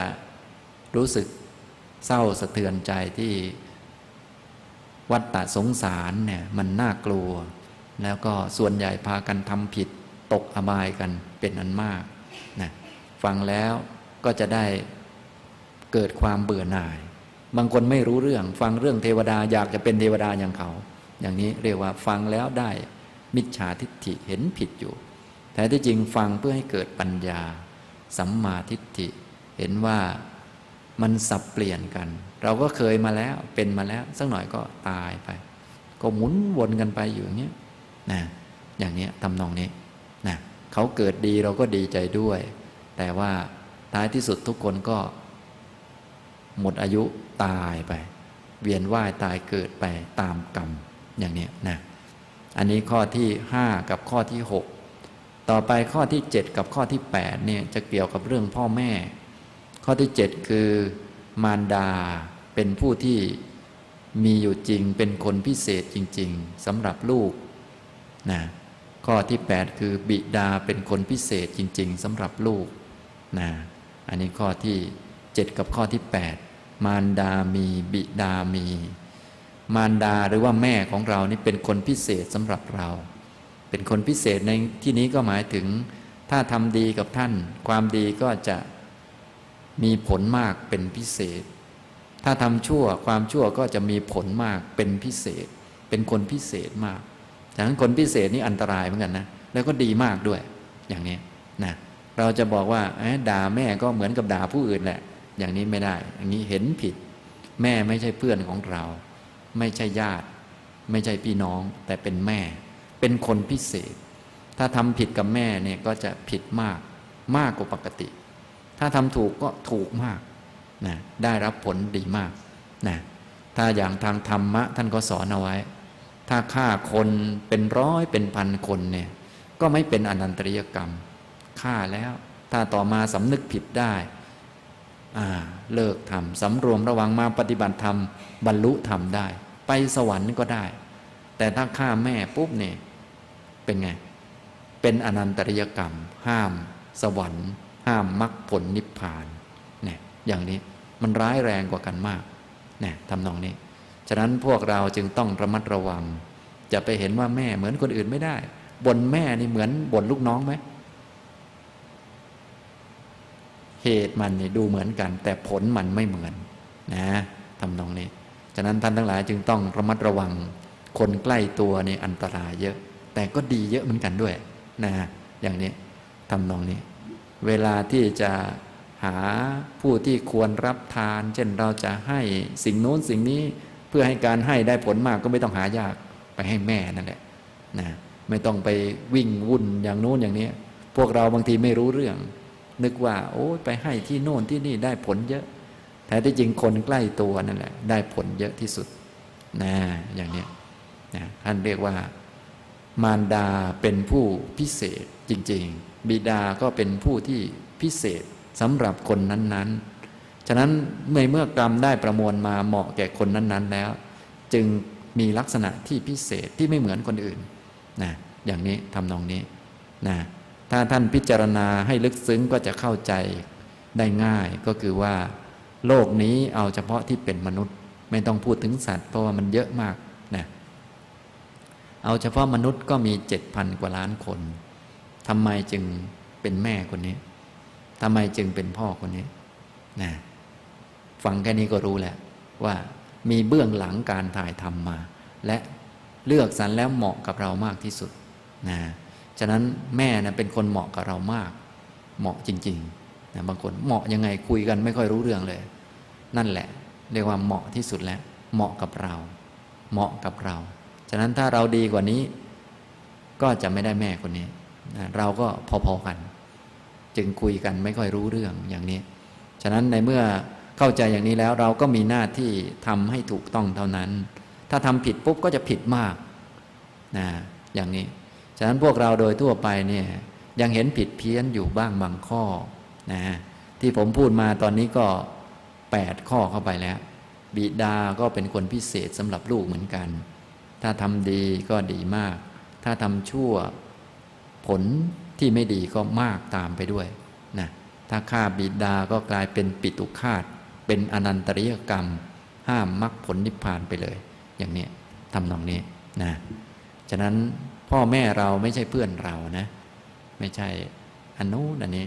นะทางเมืองไทยเราก็เลยสอนให้กตัญญูบ้างอย่างนั้นอย่างนี้สอนให้ดูแลบิดามารดาให้สงเคราะห์ท่านดูแลท่านอุปถากอย่างนี้เป็นต้น ก็นับว่าเป็นคำสอนที่ดีแล้วถูกต้องแล้วนะอย่างนี้แต่วันนี้ผมมาพูดในแง่ที่เป็นความเห็นที่ถูกท่านจะได้มาเช็คดู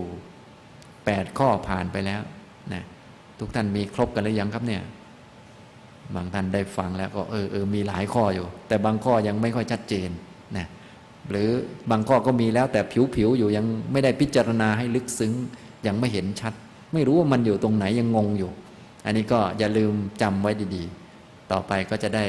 ค่อยๆฝึกเพราะเราประสบอยู่เป็นประจำอยู่แล้วเดี๋ยวถูกด่าบ้างถูกดินทาบ้างถูกใส่ร้ายบ้างนะถูกแม่บ่นบ้างก็จะได้เหมาะกับเราเหลือเกินเนาะนะอย่างนี้จะได้ไม่บ่นคืนรับไปเถอะนะก็ตนก็ได้รับของที่ตนทำมาถ้าตนทำดีกว่านี้ก็คงจะได้ดีกว่านี้หรอกนะตอนนี้ได้เท่าทุนมาเท่านี้ได้ทุนมาเท่านี้เป็นผู้เป็นคนก็นับว่าดีมากแล้วนะทีนี้ยิ่งมาเกิดเป็นคนไทยในเมืองพระพุทธศาสนามีโอกาสฟังธรรมเนี่ยไม่รู้จะเอาอะไรอีกแล้วเพราะมันเยอะมันได้ดีมาเยอะแล้วผลของบุญเนี่ยให้มามหาศาลแล้วไม่รู้จะเอาอะไรอีกนะแต่พวกเราก็อยากได้นั่นได้นี่เห็นผิดเพี้ยนไปเรื่อยเราลองนึกดูถ้ามีสมบัติมากมายแต่ไม่เข้าใจธรรมะหมกมุ่นอยู่นั้นมันจะได้อะไรไปท้ายที่สุดตายแล้วก็ไม่เหลืออะไรแล้วไม่ได้อะไรเลยแต่พวกเราถึงแม้จะมีอะไรไม่มากนักแต่เรารู้ดีรู้ชั่วรู้ถูกรู้ผิดนี่มันดีเท่าไหร่แล้วนะอย่างนี้ทำนองนี้ฉะนั้นเราก็ต้องรู้จักพิจารณารู้จักมองให้มันเห็นให้มันชัดนะความเข้าใจเกี่ยวกับเรื่องสัมมาทิฏฐิขั้นพื้นฐานเนี่ยถ้าเข้าใจจริงๆก็จะเห็นความต่างของโลกผู้คนและสัตว์ทั้งหลายในโลกที่ต่างกันก็เพราะเหตุมันต่างกันทำไมคนนี้จึงได้เป็นแม่เราพ่อเราพ่อคนอื่นแม่คนอื่นทำไมจึงไม่เหมือนกันก็เพราะกรรมมันต่างอย่างนี้มันต่างเหตุมันต่างผลมันก็เลยต่างกันอย่างนี้นะครับต่อไปข้อที่ 9ก็คือมีความเห็นที่ถูกต้องว่าโอปปาติกะสัตว์มีอยู่จริงโอปปาติกะสัตว์นี้ก็คือสัตว์ที่เกิดขึ้นมาปุ๊บแล้วก็เป็นตัวใหญ่ทันทีเลยอย่างเช่นพวกสัตว์นรกก็เกิดปุ๊บก็ตัวโตทันทีเลยถูกทิ่มถูกแทงอยู่ในหม้อทองแดงหรือในอเวจีนั่นแหละหรือพวกเปรตอย่างนี้ก็โตทันที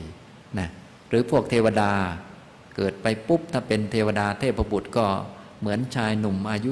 20ถ้าเป็นเทพธิดาก็เหมือนผู้หญิงสาวอายุ16อย่างนี้เป็นต้นนะไม่ต้องไปนอนในท้องแม่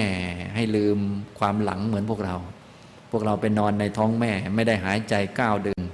เลยลืมความหลังไปหมดเลยจำอะไรไม่ได้ชาติที่แล้วลำบากมายังไงหรือว่านอนในท้องแม่ลำบากยังไงก็ลืมหมดนะอย่างนี้ทำนองนี้นะฉะนั้นให้รู้จักว่าโอปปาติกะสัตว์มีอยู่จริงบางท่านในห้องนี้อาจจะเคยเห็นบางท่านเคยเห็นแบบวอกแวมแวมโผล่ไม่รู้จริงไม่จริงเดาไว้ก่อนว่าเป็นผีบางคนแค่ท่อนไม้หล่นก็วิ่งกันอย่างนั้นอย่างนี้แต่ที่จริงก็ไม่มีอะไรก็คือเป็นแค่เพื่อนเกิดแก่เจ็บตายด้วยกันทั้งนั้นก็มีสัตว์นรกบ้างเปรตบ้างเทวดาบ้างอะไรอย่างนี้แหละนะมีอยู่จริงนะบางท่านที่เป็นนักวิทยาศาสตร์ใหม่ๆหน่อยท่านก็บอกต้องจับเทวดามาโชว์หน่อยสิจะได้เชื่ออย่างนี้ก็ถ้าอย่างนั้นก็คงจะจับมาไม่ได้นะเนื่องจากว่าพวกนั้นเป็นรูปละเอียดนะอย่างนี้ทำนองนี้นะครับอันนี้ก็ต้องค่อยๆพิจารณาเหตุผลกันไปค่อยๆมองดูสังเกตนะส่วนใหญ่พวกเราในประเทศนี้ประเทศไทยเรานี้ได้ฟังเรื่องนี้บ่อยๆก็คงจะเข้าใจแล้วก็มีความเชื่อมั่นนะเห็นถูกต้องว่าเทวดาเป็นต้นมีอยู่จริงจนบางคนอยากจะเป็นเทวดาแล้วนะอย่างนั้นก็ยังหลงอยู่แต่ที่จริงที่พูดให้ฟังนี้เพื่อให้รู้ว่าสิ่งที่ตาไม่เห็นก็มีอยู่จริงไม่ใช่ว่าต้องตาเห็นจึงจะมีนะอย่างคลื่นไฟฟ้าอะไรต่อมีอะไรต่างๆเนี่ยเราก็ไม่เห็นมองเห็นอะไรเอาเครื่องโทรทัศน์มาตั้งแล้วก็จูนไปมันก็มีภาพโผล่ออกมาเนี่ยฉะนั้นบางสิ่งเรามองไม่เห็นเนี่ยไม่ใช่ว่าไม่มี เป็นแค่เครื่องรับเราไม่ดีหรือว่ารับไม่ได้เท่านั้นเองนะสัญญาณโทรศัพท์เยอะแยะมากมายหมุนวนอยู่ในโลกนี้เราก็ต้องเปิดเครื่องออกมาแล้วก็ตั้งรหัสให้ตรงกันมันจึงรับได้อย่างนั้นอย่างนี้ก็ไม่เห็นมองเห็นอะไรอย่างนี้นะฉะนั้นสิ่งที่เรามองไม่เห็นเนี่ยยังมีอีกมากเหลือเกินจะไปเชื่อสายตาตัวเองนี้ไม่ได้เหมือนเราเห็นคนเนี่ยท่านมองมาที่ผมเนี่ยเห็นอาจารย์สุปีเป็นคนเต็มๆเลยตกลงมันเป็นคนไหมไม่เป็นจะเชื่อสายตาตัวเองไม่ได้โอ๊ยไม่เป็นคนยังไงก็เห็นเป็นคนจริงๆอ่ะอย่างนี้ก็เถียงกันตบกันตายพอดีนะฉะนั้นยังมีสิ่งที่มองไม่เห็นอีกด้วยก็คือแท้ที่จริงประกอบด้วยธาตุสี่มาประชุมรวมกันเป็นผมขนเล็บฟันหนังเป็นต้นมีวิญญาณมาเกิดในนี้นี่มันลึกซึ้งอย่างนี้นะทำนองนี้นะครับฉะนั้นข้อนี้ก็เป็นแสดงให้เห็นถึงเหตุมันต่างเหตุละเอียดกว่าก็ได้รูปที่ละเอียดกว่าเหตุไม่เหมือนกันกับเราจะให้ได้รูปหยาบๆเหมือนเราก็ไม่ได้จะให้กินอาหารอย่างเราก็ไม่ได้ในเมื่อของมันละเอียดกว่าก็ได้รูปละเอียดกว่าอาหารแตกต่างกันอะไรต่อมิอะไรอย่างนี้นะครับนี้เป็นข้อที่9ต่อมาข้อที่10ข้อที่10ก็คือมีความเห็นที่ถูกต้องว่าในโลกนี้มีสมณพราหมณ์ผู้ประพฤติดีปฏิบัติชอบรู้แจ้งทั้งโลกนี้และโลกอื่นด้วยปัญญาอันยิ่งเองแล้วสอนให้ผู้อื่นรู้ตามได้ก็คือมีพระพุทธเจ้าตรัสรู้จริงมาตรัสรู้แล้วก็สอนผู้อื่นให้รู้ตามพระพุทธเจ้านั้นรู้แจ้งทั้งโลกนี้คือความเป็นมนุษย์เรานี้เป็นได้อย่างไรมีเหตุมีปัจจัยอะไรจึงเป็นมนุษย์ก็สอนให้เรารู้เรื่องนะรู้แจ้งทั้งโลกอื่นตกนรกเพราะเหตุอะไรเป็นเปรตเพราะเหตุอะไรเป็นสัตว์เดรัจฉานเพราะเหตุอะไรเป็นเทวดาเพราะอะไรเป็นพรหมเพราะอะไรก็มาบอกมาสอนให้รู้ตามนะอันนี้พระพุทธเจ้าตรัสรู้จริงมีอยู่จริงอย่างนี้ทำนองนี้นี้ก็เป็นสัมมาทิฏฐิความเห็นที่ถูกต้อง10เรื่องเป็นชั้นโลกเพื่อให้เห็นว่าโลกนี้มีความแตกต่างกันตามเหตุแล้วก็มีผู้ที่รู้แจ้งโลกนี้เรียบร้อยแล้วเป็นโลกวิทูคือพระพุทธเจ้าท่านสอนว่าท้ายที่สุดไม่มีอะไรโลกนี้เต็มไปด้วยทุกข์ทุกข์จะหน้าตาแตกต่างกันอย่างไรก็เกิดมาจากเหตุอันเดียวกันคือตัณหารักตัวเองพวกเราเนี่ยจะหน้าตาแตกต่างกันสวยไม่สวยอาหารดีไม่ดีอะไรต่อมีอะไรอย่างไรทุกหน้าตามันจะต่างกันยังไงก็เกิดจากเหตุอันเดียวกันคือทุกคนรักตัวเองรักตัวกลัวตายทุกคนใช่ไหมในโลกนี้ถ้ายังรักตัวอยู่อีกเป็นไงยังเกิดอีกไปเรื่อยๆฉะนั้นพวกเราทุกคนไม่ได้สลับซับซ้อนอะไรหรอกคือโง่พอกันหลงว่ามีตัวเองแล้วก็รักตัวเองโลกนี้จึงเต็มไปด้วยความมืดมีแต่พระพุทธเจ้าที่เป็นโลกวิทูแล้วก็ส่องไฟสว่างมาให้พวกเรานะและทางสว่างอันนั้นก็คืออริยมรรคมีองค์8จะทำให้เห็นอริยสัจซึ่งเป็นสัจจะที่ขั้นสูงเลยโลกก็จะสว่างขึ้นมาหมดแต่ตอนนี้พูดแบบโลกก่อนพวกเราอยู่ในโลกก็ให้พอมองโลกออกบ้างนิดๆหน่อยๆจะได้ไม่ไปวุ่นวายกับโลกเขามากถ้าไม่รู้เรื่องโลกนี่บางทีวุ่นวายมากนะจะไปต่อยคนโน้นคนนี้แล้วเขาด่าเราก็มีสิทธิ์ด่าเขาอยู่งั้นแหละวนเวียนไปเรื่อยอย่างนี้นะครับฉะนั้นช่วงเย็นวันนี้พูดเกี่ยวกับสัมมาทิฏฐิในชั้นพื้นฐานให้ฟังซึ่งมีอยู่10ข้อนะท่านฟังแล้วเป็นยังไงบ้างมีครบกันบ้างหรือยังคงได้ฟังกันเรื่อยๆนะเรื่องเหล่านี้แต่ต้องเข้าใจให้ชัดเจนว่าที่เราฟังเรื่องพวกนี้ฟังให้ได้สัมมาทิฏฐิให้ได้ความเห็นที่ถูกต้องเท่านั้นไม่ได้ฟังเพื่อให้ได้อะไรหรอกฟังให้มันรู้ว่าผลที่ต่างกันที่ปรากฏออกมาที่เห็นแต่ละคนแตกต่างกันอย่างนั้นอย่างนี้เป็นเพราะเหตุมันต่างกันนะซึ่งในเรื่องเหล่านี้มีอยู่10ประเด็นนะมีอยู่10ข้อข้อที่1คือทานที่ให้แล้วเป็นของมีผลข้อที่2 การบูชาการทำความเคารพเป็นของมีผลข้อที่3การทำสาธารณประโยชน์ต่างๆการทำความช่วยเหลือผู้อื่นที่เป็นสาธารณะเป็นของมีผลข้อที่4ผลวิบากแห่งกรรมที่ทำดีทำชั่วมีอยู่จริงข้อที่5โลกนี้มีความเป็นมนุษย์มีสำหรับสัตว์อื่นข้อที่6ความเป็นโลกอื่นความเป็นสัตว์อื่นโลกอื่นมีสำหรับพวกมนุษย์ข้อที่7มารดาหรือว่าแม่มีอยู่จริงเป็นคนพิเศษจริงสำหรับลูกนะและข้อที่8บิดาหรือว่าพ่อเป็นคนพิเศษจริงๆสำหรับลูกข้อที่9โอปปาติกสัตว์มีอยู่จริงและข้อที่10มีพระอรหันตสัมมาสัมพุทธเจ้าที่เป็นโลกวิถูรู้แจ้งทั้งโลกนี้ทั้งโลกอื่นด้วยปัญญาอันยิ่งเองและสอนผู้อื่นให้รู้ตามนะฉะนั้นถ้าพวกเราเชื่อมั่นอย่างนี้ก็นับว่ามีพื้นฐานที่ดีพอมีพื้นฐานที่ดีก็เอาเป็นที่อาศัยฝึกให้มีอริยมรรคต่อไปได้นะก็จะมาเชื่อมโยงที่เชื่อปัญญาตรัสรู้ของพระพุทธเจ้าพระองค์ตรัสว่าโลกนี้เต็มไปด้วยทุกข์โลกนี้มีแต่ทุกข์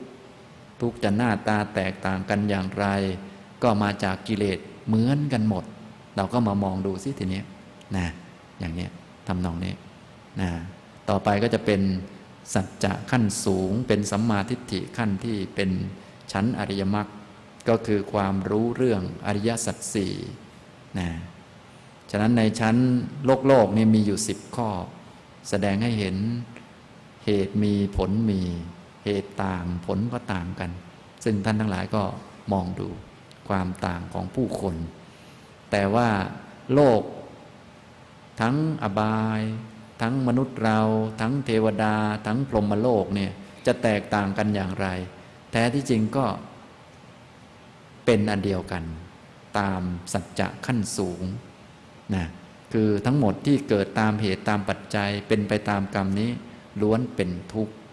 อุปาทานขันธ์ทั้ง5เป็นทุกข์จะหน้าตาแตกต่างกันอย่างไรก็เป็นทุกข์เหมือนเดิมจะไปเกิดที่ไหนก็เป็นทุกข์เหมือนเดิมจะเปลี่ยนร่างก็เป็นทุกข์เหมือนเดิมจะเปลี่ยนชื่อก็เป็นทุกข์เหมือนเดิมตอนเป็นเด็กก็ทุกข์ตอนเป็นผู้ใหญ่ก็ทุกข์ตอนแก่ก็ทุกข์ตอนตายก็ทุกข์ตอนเกิดใหม่ก็ทุกข์อีกนะอย่างนี้มันเป็นอย่างนั้นมันไม่เปลี่ยนฉะนั้นพวกท่านก็เปลี่ยนมาหลายหน้าแล้วนะเปลี่ยนมาหลายขาแล้ว ตอนนี้มา2 ขาชาติที่แล้วไม่รู้กี่ขาก็ยังไม่รู้แต่ว่ามันเปลี่ยนความจริงไหมไม่เปลี่ยนความจริงก็ยังเป็นทุกข์เหมือนเดิมชาตินี้เป็นคนก็เป็นทุกข์ชาตินี้มันทุกข์เหลือเกินชาติต่อไปเป็นหมีแพนด้าไปแล้วกันจะได้ไม่ต้องคิดมากเพราะบางคนเขาดูทีวีมีแพนด้าเขาเห็นดูมันไม่ต้องเรื่องมากไว้เป็นหมีแพนด้าดีกว่าแล้วหมีแพนด้าทุกข์ไหมทุกข์เหมือนกันนะอย่างนี้เป็นรูปนามขันธ์5ที่เป็นทุกข์เกิดและตายเหมือนเดิมอย่างนี้นะและทุกข์ทั้งหมดที่เวียนว่ายตายเกิดนั้นก็มาจากเหตุอันเดียวกันก็คือตัณหาความรักตัวกลัวตายเห็นผิดว่ามีตนแล้วก็รักตนนะถ้ายังรักตัวเองอยู่ทำเพื่อตัวเองอยู่ก็ยังต้องเกิดอีกพวกท่านยังรักตัวเองอยู่ไหมยังกลัวตายไหมได้ตายอีก ถ้ายังรักตัวกลัวตายก็ต้องตายไปเรื่อยๆรักตัวก็ยังเกิดอีกนะทำเพื่อตัวก็ต้องเกิดอีกนะทานอาหารเนี่ยทานให้เราอร่อยไหมให้เราได้เสวยกินอาหารให้เราได้กินเนื้อกินนู่นกินนี่อร่อยไหมถ้ายังให้เรากินอยู่ก็ยังเกิดอีกอ้าวแล้วเราไม่กินแล้วใครจะกินเราลองนึกดูสิพระอรหันต์ไม่มีกิเลสยังทานอาหารได้ไหมทานได้อ้าวไม่เห็นต้องมีเราอะไรเนี่ยแล้วทำไมต้องให้เรากินอร่อยทำไมไม่แค่ธาตุข้างนอกใส่เข้าไปในธาตุนี้เป็นกายให้มันอยู่ได้ให้จิตได้เกิดในร่างนี้นะมันเห็นผิดอยู่เลยมีเราอย่างนี้ทำนองนี้นะมันลึกซึ้งทำนองนี้นะตัณหาก็เลยเป็นเหตุเกิดทุกข์ ถ้าต้องการหมดทุกข์ก็ต้องหมดเหตุหมดปัจจัยหมดเชื้อคือหมดตัณหาหมดอวิชชาหนทางข้อปฏิบัติก็คืออริยมรรคมีองค์8ซึ่งเป็นประตูนิพพานที่พระพุทธองค์เปิดไว้แล้วอย่างนี้นะครับอันนี้เป็น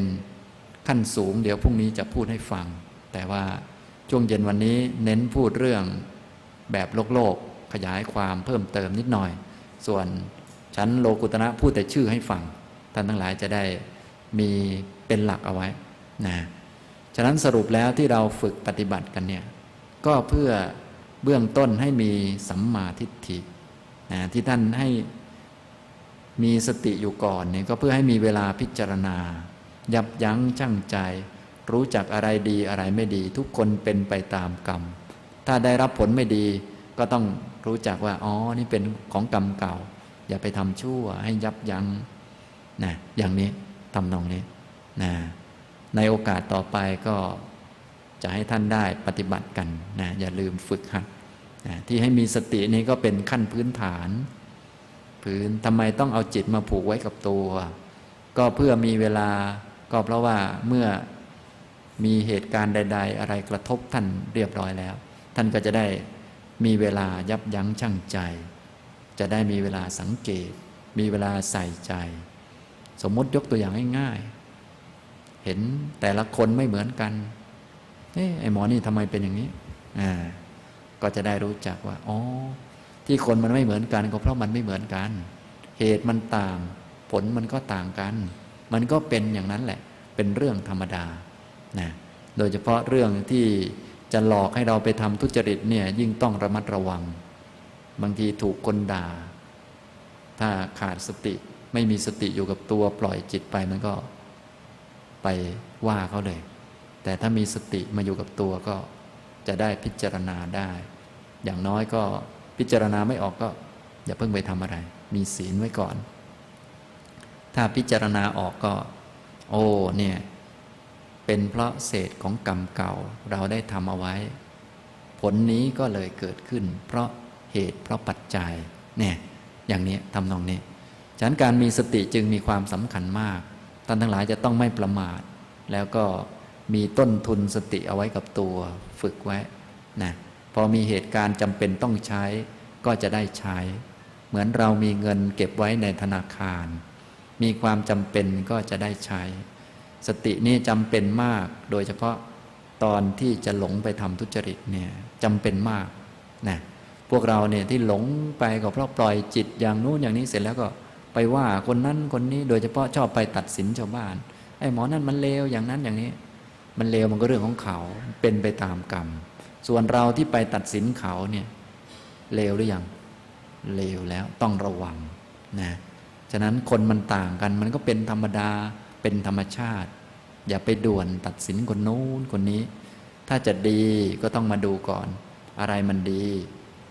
ไม่ใช่ดีของใครดีมันดีที่ดีนี่แหละนะถ้าจะชั่วมันก็ไม่ใช่ของใครชั่วมันก็เป็นความชั่วที่เป็นของกลางนั่นแหละฉะนั้นอย่าไปตัดสินคนโน้นคนนี้อย่าไปว่าคนนั้นถูกคนนี้ผิดอย่างนั้นอย่างนี้เพราะเขาจะถูกจะผิดก็ไม่เกี่ยวกับเราหรอกแต่ถ้าเราตัดสินผิดปุ๊บนี่อันนี้หนักเลยถ้าเกิดเขาไม่ผิดขึ้นมาเราตัดสินว่าผิดนี่อันตรายนะเหมือนที่ผมยกตัวอย่างยุงผิดอะไรที่มากัดท่านนะบางท่านตัดสินมาเลยโอ้มันผิดเพราะมากัดเราฉะนั้นมันมากัดเราเอาให้มันถึงตายเลยปังตายแล้วนะอย่างนี้ทำนองนี้ยุงมันกัดเราเนี่ยมันก็แค่ทำให้เราเจ็บนิดนึงทำให้เรารำคาญฉะนั้นเราก็อย่าไปว่ามันมากนักบางคนเนี่ยยุงกัดเราแค่ทำให้รำคาญไม่ถึงตายแต่เอาถึงตายเลยอันนี้ก็หนักเกินไปความคิดอย่างนี้ก็ป่าเถื่อนมากนะบางคนเนี่ยยุงยังไม่ได้กัดเลยแค่จะมาเยี่ยมเยียนหรืออะไรต่อมีอะไรคล้ายๆอาจจะเป็นบ้านเก่าของมันมาอยู่เป็นพ่อแม่เก่าๆเรานี่แหละแค่บินมาเท่านั้นแหละเจอฉีดเข้าไปหล่นตุ๊บเลยอย่างนี้ยังไม่ได้กัดด้วยซ้ำไปนะบางคนไปหารังมันอีกนะมันอยู่แต่ไหนฆ่ามันเลยอย่างนี้โอ้อย่างนี้หนักนะทำนองนี้อันนั้นท่านทั้งหลายจึงต้องฟังไว้จะได้รู้จักระมัดระวังนะ ถ้าพูดแบบพื้นฐานเป็นคำง่ายๆอันนี้ก็คือเชื่อเรื่องกรรมและผลของกรรมดีชั่วอยู่ที่กรรมที่การกระทำชั่วทุจริตต่างๆอย่าไปทำนั่นแหละหลักง่ายๆนะแต่ถ้าพูดแจกละเอียดลงไปแล้วก็10 ข้อเนี่ยต้องเห็นให้ถูกต้องจะได้เข้าใจโลกนะแล้วก็ถ้าจะให้ลึกซึ้งลงไปให้ชัดเจนที่วนเวียนกันไปอยู่ทุกวันเนี้ยก็เป็นเพื่อนเกิดแก่เจ็บตายเป็นทุกข์ด้วยกันทั้งนั้นเป็นทุกข์จนเต็มโลกนั่นแหละเนี่ยอย่างเนี้ยฉะนั้นให้มีสติอยู่กับตัวเองดีๆไว้แล้วก็ค่อยๆมองจะได้เห็นพวกเราก็เหมือนกันต่างจากคนอื่นก็เพราะเหตุมันต่างกันคิดไม่เหมือนคนอื่นก็เพราะเหตุมันต่างกันคนเรามีดีบ้างไม่ดีบ้างก็เพราะมันต่างกันคนนั้นได้เป็นญาติเราอะไรต่อมีอะไรเป็นพ่อเป็นแม่กันก็เพราะกรรมมันประมวลมานะโดยเฉพาะคนที่ใกล้ชิดเราคนสนใจเรามากๆขุดเรื่องของเรามาด่าอยู่เรื่อยนะคนนี้สำคัญมากนะก็คนทั้งโลกนี่นะ7,000 กว่าล้านคนมีคนสนใจเราเยอะไหมไม่เยอะหรอกมีไม่กี่คนเองโดยเฉพาะไอ้หมอนี่แหละที่อยากให้มันได้ตายไปนี่แหละแน่นี่ต้องรู้จักนะฉะนั้นไอ้คนใกล้ๆตัวคนที่สนใจเราอะไรต่างๆเนี่ยก็กรรมได้ประมวลอะไรต่อมิอะไรมาเราจึงต้องระมัดระวังพอระมัดระวังแล้วก็ทำให้ดีอย่าไปทำชั่วอย่าไปทำทุจริตต่างๆอย่างนี้นะครับอันนี้ก็บอกคุณประโยชน์ของการมีสติอยู่กับตัวให้ท่านด้วยท่านทั้งหลายจะได้อยากจะทำนะอยากจะฝึกสติให้มีไว้เป็นต้นทุนไว้ต่อไปเราเดินไปเดินมาก็เดินอย่างมีสติพูดอย่างมีสติทำอะไรอย่างมีสติก็จะพอยับยั้งไม่ให้สิ่งที่ผิดพลาดเกิดขึ้นถ้าดียิ่งขึ้นไปกว่านั้นมีสมาธิก็พิจารณาให้เข้าใจความจริงได้อย่างนี้นะครับเอาละบรรยายมาในเย็นวันนี้ก็คงพอสมควรแก่เวลาเท่านี้นะครับอนุโมทนาทุกท่านครับสาธุ สาธุ สาธุ